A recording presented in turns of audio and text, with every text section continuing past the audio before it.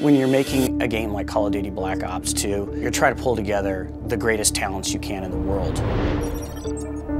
People talk about this connection, Hollywood with games. The greatest thing about that for us is that tremendous talent, and they're interested in working in this medium with us, and in particular, on Black Ops. Having the opportunity to work with a Hollywood writer who's worked on movies like The Dark Knight, created the most compelling villains in cinema history, to me, that's amazing. We were approaching it in some ways as a big event movie. Even though it's a first-person shooter, it's got to be sophisticated, it's got to be funny, it's got to be challenging, it's got to have twists and turns. In the case of Black Ops, I would argue that the story is better than most movies that are being made.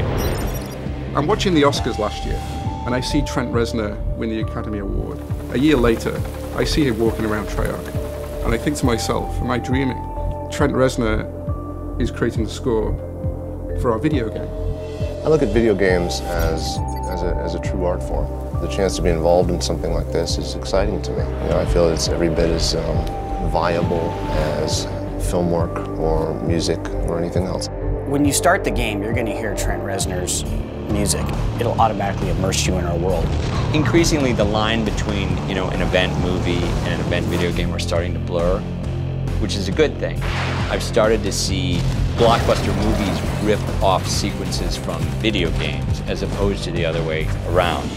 The games have gotten more intense and more realistic and more engrossing and deeper.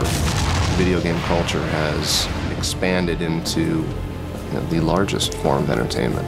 People love to be told stories, but I think what's so unique about our medium is we get the opportunity to experience and live in the world where the stories are being told.